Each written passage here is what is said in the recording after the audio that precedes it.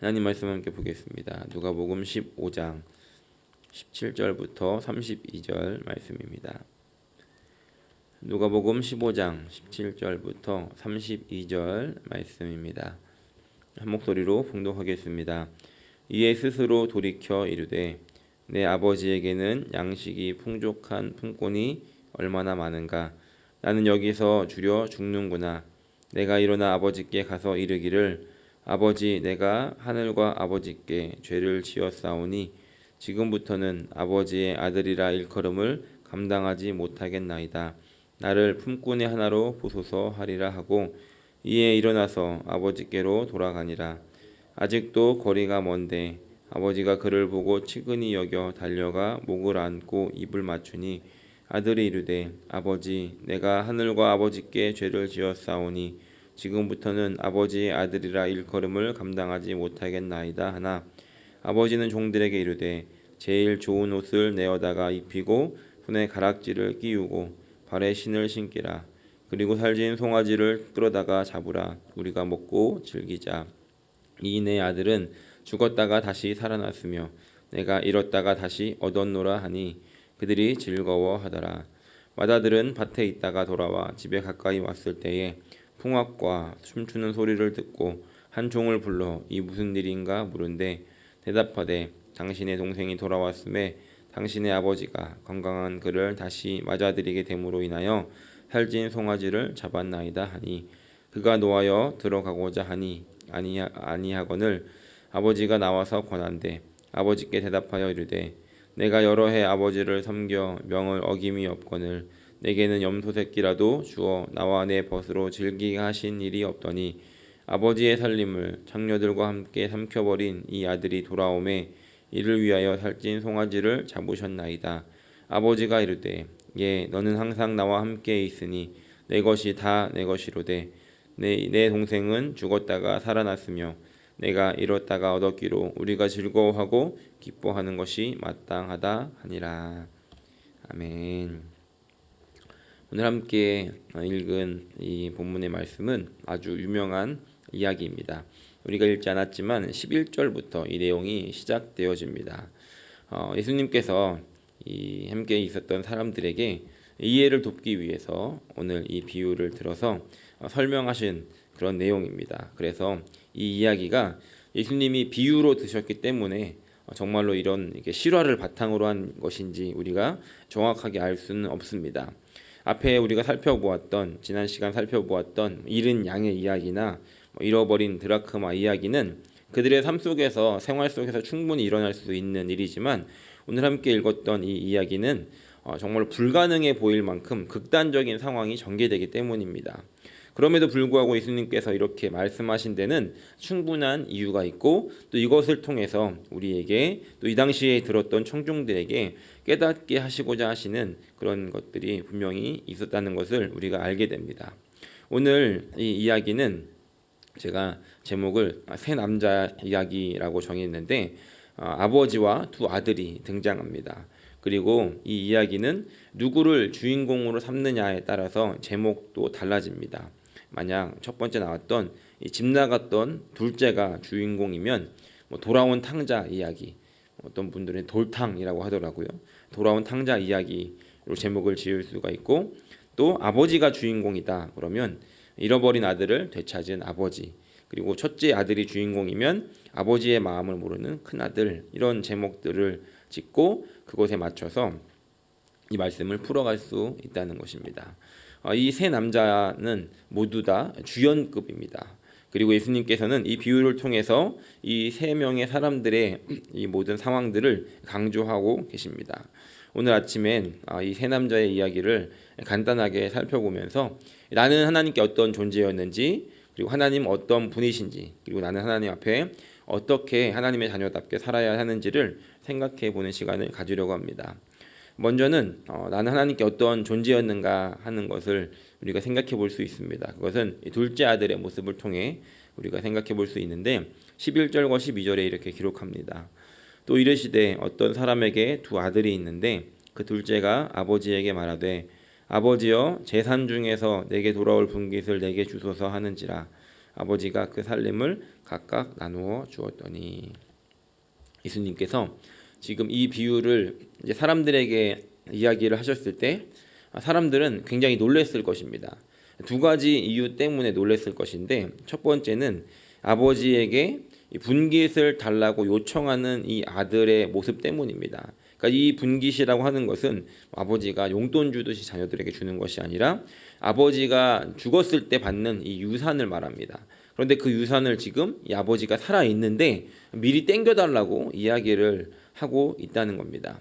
이것은 아버지에게 뭔가를 받을 수 있는 상황이 아니라 어떻게 보면 매를 맞고 쫓겨날 수 있는 그런 이제 개념이 완전 없는 그런 요청이었다는 것입니다.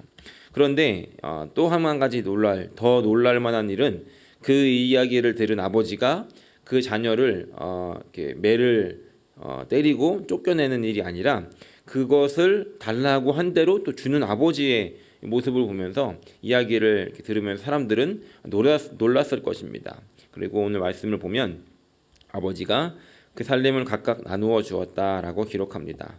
아마 이때 이 둘째 아들의 몫을 주었을 것이고 또 이 큰 아들에게도 이 아들의 몫을 주었던 것 같습니다. 그리고 13절에 보니까 이 둘째 아들이 이렇게 기록합니다. 그 후 며칠이 안 되어 둘째 아들이 재물을 다 모아 가지고 먼 나라에 가 거기서 허랑방탕하여 그 재산을 낭비했다라고 기록합니다. 그 당시에 아버지로부터 받을 이 분깃, 재산은 어떤 뭐 돈이나 이런 것이 아니라 대부분 땅이었습니다. 그런 유업이었기 때문에 아마도 이 둘째 아들은 아버지에게 받은 이 땅을 오늘 말씀을 보니까 며칠이 안 됐다고 하는 걸 봐서는 금매로 정리를 해서 그 돈을 가지고 떠났을 것입니다. 아마 아버지에게 달라고 할 때부터 어떤 계획을 가지고 있었다는 걸 생각해 볼 수 있죠.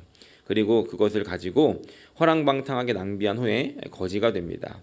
그러다가 나중에는 급기야 돼지 치는 일을 하게 되고 또 상황은 더 악화되어서 돼지가 먹는 쥐업 열매조차 먹을 수 없는 상황에 처해집니다. 이 이야기가 극단적인 그 모습을 보이는 것은 이런 앞에 있는 모습 때문이기도 하지만 또 이 유대인들에게 이 돼지라고 하는 동물은 가장 혐오스러운 동물이었는데 이 동물을 치는 일을 굉장히 이제 그 부적절하게 여겼기 때문에 이 둘째 아들의 상황이 굉장히 이제 심각한 상황이었다. 그리고 그 돼지가 먹는 쥐업 열매조차 돼지에게 빼앗기고 그것조차 먹을 수 없는 그런 상황을 맞이한 이 둘째 아들의 이야기를 들으면서 사람들은 얼굴을 찌푸리면서 들었을 것입니다. 그러면서 속으로 이렇게 생각했을 것입니다. 여기까지 예수님의 이야기를 들었다면 당연한 벌을 받았네.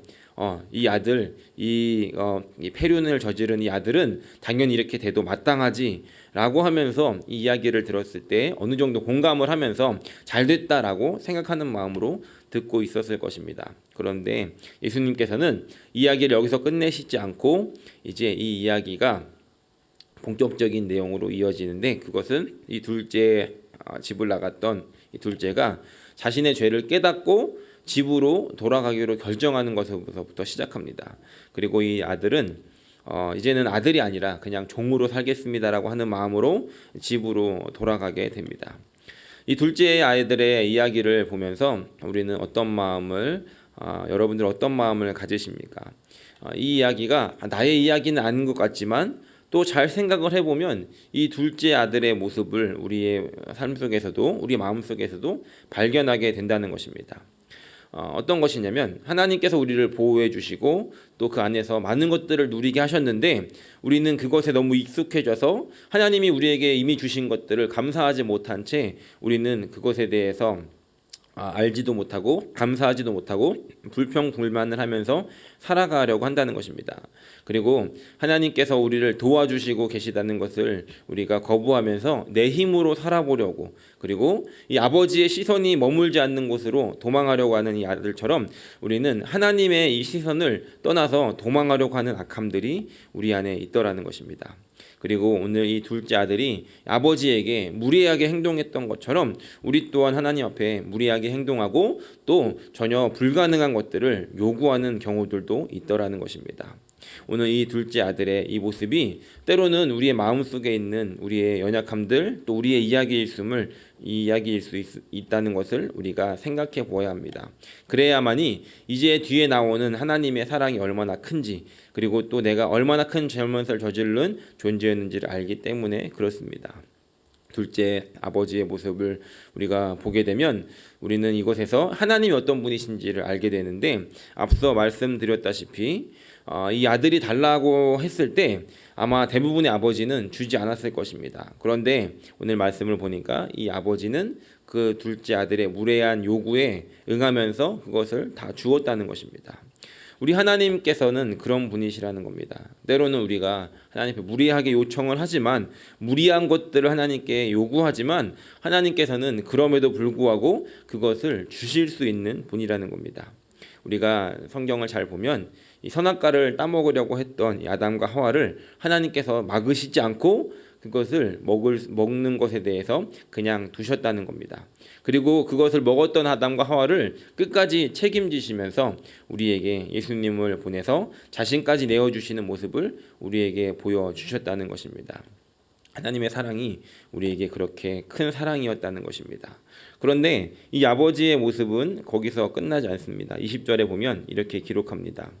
이 둘째 아들이 자신의 죄를 깨닫고 돌아오게 되었을 때 이 아버지의 반응을 우리가 볼 수 있는데 이에 일어나서 아버지께로 돌아가니라. 아직도 거리가 먼데 아버지가 그를 보고 치긴히 여겨 달려가 목을 안고 입을 맞추니. 우리는 이 장면을 좀 머릿속으로 상상을 해보면 좋을 것 같습니다. 이 아버지의 모습이 어땠을까? 이 아버지의 마음이 어땠을까? 집 나간 둘째를 이 아들이 집을 나간 그날부터 아마도 기다리고 있었던 것 같습니다. 아마 아버지의 마음속에 이것들을 다 재산을 주긴 했지만 아버지의 마음속에는 이 아들이 성공해서 돌아오면 좋았지만 그러지 않아도 된다. 실패를 해도 되니까 돌아오기만 해라 라고 하는 마음으로 그곳에 서 있지 않았겠습니까? 아버지가 일을 하다가도 문득 그 아들이 떠난 그 길을 보면서 혹시 내 아들이 돌아오진 않을까라는 마음으로 그곳을 항상 주시했다는 것입니다. 그리고 오늘 말씀을 보니까 아직도 거리가 먼데 아버지가 그를 보고 치근히 여겨 달려가서 그 아들을 안아주었다고 합니다. 이 둘째 아들이 모든 것을 다 탕진하고 거짓골을 하고 저 멀리 있었을 때 아버지는 먼저 알아보고 그 아들을 향해 달려갑니다. 아버지가 왜 달려갔을까? 물론 반가운 마음도 있었겠죠. 그런데 이런 생각을 해봤습니다. 그 집 나간 둘째 아들의 이야기가 동네 사람들이 다 알고 있었을 것입니다. 어떻게 보면 폐륜을 저질렀던, 그러면서 아마도 사람들은 그 아버지를 향해서 아니 그걸 달라고 주는 사람이 어딨냐라고 이야기도 했을 것이고, 또 그 둘째 아들이 멀리 이제 가게 되었을 때 그 아버지를 치긴히 여기기도 하고 또 그 둘째 아들을 굉장히 미워하는 마음들도 있었을 것입니다. 아마도 그 둘째 아들이 거짓거를 하고 돌아온 것을 동네 사람들이 먼저 봤다면 사람들은 그 아들을 손가락질하고 비난했을 것입니다. 아마도 그렇게 됐다면 그 둘째 아들은 그 길에서 차마 집으로 가지 못하고 왔던 길을 되돌아갈 수도 있는 그런 상황이었을 것이라는 것이죠. 그래서 아버지는 누가 볼까 그 염려해서 아들을 보자마자 먼저 달려가서 그 둘째 아들을 품어 주었다는 것입니다. 그리고 그 아들을 집으로 데리고 옵니다. 22절부터 24절에 보니까 이렇게 기록합니다. 아버지는 종들에게 이르되 제일 좋은 옷을 내어다가 입히고 손에 가락지를 끼우고 발에 신을 신기라. 그리고 살진 송아지를 끌어다가 잡으라. 우리가 먹고 즐기자. 이 내 아들은 죽었다가 다시 살아났으며 내가 잃었다가 다시 얻었노라 하니 그들이 즐거워하더라. 이 아버지가 얼마나 기뻤겠습니까? 이 아버지는 신이 나서 잔치를 열고 살찐 송아지를 잡아서 이 마을 사람들과 함께 이 즐거움을 나누고 있었을 것입니다.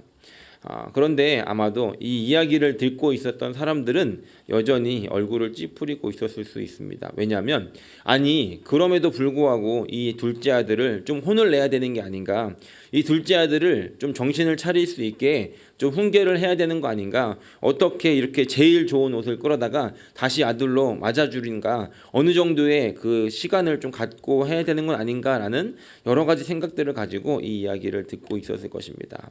하지만 하나님은 하나님은 이 아버지는 그렇게 하지 않으셨다는 겁니다. 이것을 통해서 우리 하나님이 얼마나 큰 사랑을 우리에게 주고 있는지를 생각해 볼 수 있습니다. 하나님은 이런 분이시라는 겁니다. 우리는 언제든지 이 둘째 아들처럼 도망갈 수 있는 그런 존재이지만 하나님은 이 아버지처럼 언제든지 우리가 돌아오기를 바라고 기다리시는 분이라는 겁니다. 우리의 마음속에 이런 마음이 있기를 소원합니다. 우리가 때로는 넘어질 수도 있고 또 하나님 앞에서 연약한 모습들을 보일 수 있지만 우리의 모습 속에서 그런 죄악들, 연약함 때문에 우리가 그 자리에 머무르는 것이 아니라 하나님이 원하시는 것은 언제든지 그 자리를 박차고 일어나 다시 주님 앞에 나오기를 원하신다는 것입니다. 그리고 하나님의 그 기다리심은 끝이 없다는 것입니다. 지금 이렇게 월드컵이 한창입니다. 여기 보니까 이렇게 혹시 월드컵이라는 축구 대회가 있습니다.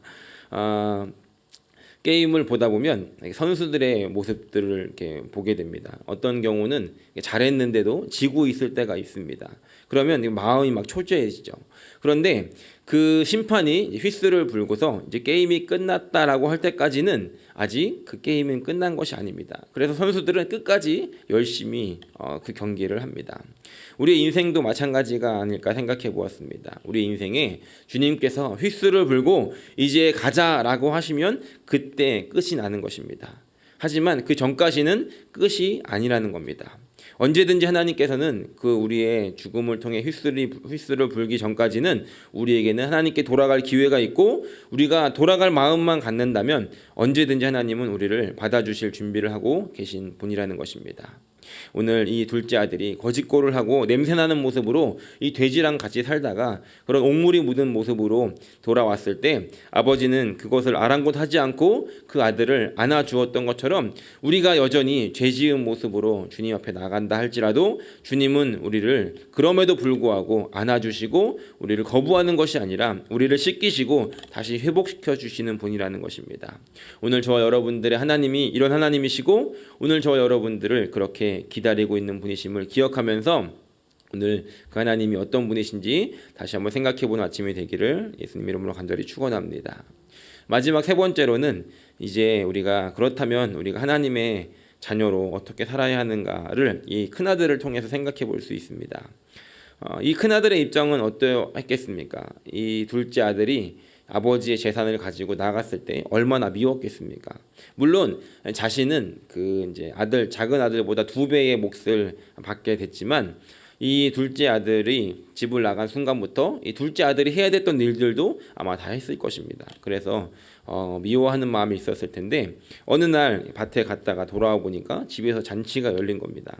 27절 말씀을 보니까 이 큰 아들이 돌아와서 한 종을 불러 물어보니까 27절에 이렇게 기록합니다. 대답하되 당신의 동생이 돌아왔음에 당신의 아버지가 건강한 그를 다시 맞이아들에게 됨으로 인하여 살찐 송아지를 잡았나이다 라고 하면서 잔치를 벌이고 있었다는 겁니다.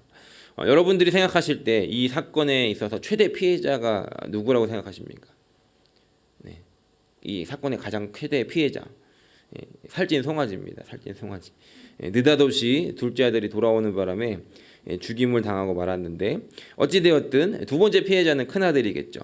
이 큰아들은 그 미워했던 그 둘째 아들이 돌아왔을 때 마음에 들지 않는 잔치를 바라보아야 했다는 겁니다. 그래서 집에 들어가지도 않고 있었더니 아버지가 나옵니다. 그리고서 아버지가 이 아들에게 이야기를 합니다. 29절 말씀부터 이 아들이 이제 아버지에게 어떻게 이럴 수 있습니까? 라고 이제 불만을 이야기하니까 아버지가 이렇게 이야기합니다. 31절 32절에 아버지가 이르되 너는 항상 나와 함께 있으니 내 것이 다 내 것이로되 이 내 동생은 죽었다가 살아났으며 내가 잃었다가 얻었기로 우리가 즐거워하고 기뻐하는 것이 마땅하니라 라고 아버지가 이 아들에게 이야기를 합니다. 우리가 여기서 볼 수 있는 것은 이 아버지는 이 둘째 아들을 항상 기다리는 마음이 있었는데 이 큰아들은 이 둘째 아들을 향해서 미워하는 마음만 가지고 있지 이 아버지가 어떤 마음인지를 전혀 이해하지 못했다는 겁니다. 그러니까 아버지의 마음을 헤아렸다라고 한다면 아버지가 먼 산을 바라보며 둘째를 생각할 때 이 큰아들은 동생을 찾으러 나갔어야 하는 것입니다. 그런데 그렇게 하기는커녕 동생이 들어왔을 때 그 아버지의 기뻐하는 마음은 알아주지도 못하고 오히려 화를 내고 있더라는 것입니다. 오늘 저와 여러분들의 삶에 이 큰아들과 같은 모습이 없기를 바랍니다. 우리가 하나님 아버지는 어떤 마음이실까를 우리가 생각해보고 나만 생각하는 것이 아니라 지금 아버지는 어떤 마음이실까, 지금 하나님이 나에게 원하시는 것은 무엇일까를 우리가 생각한다면 하나님께서 슬퍼하실 때 우리도 함께 슬퍼할 수 있고 또 하나님께서 기뻐하실 때 우리도 함께 기뻐할 수 있게 되더라는 것입니다. 바라기는 오늘 우리의 삶 속에서 우리 하나님의 마음을 알고 또 우리는 이미 큰아들이었음을 기억하면서 큰아들의 존재로 살아가고 있음을 기억하면서 주님이 주신 은혜를 누리고 또 하나님의 마음을 알고 하나님과 함께 기뻐하고 또 하나님과 함께 하나님의 일들을 이루어가면서 하나님 기뻐하시는 삶을 살아갈 수 있는 저 여러분들이 되시기를 예수님의 이름으로 간절히 축원합니다.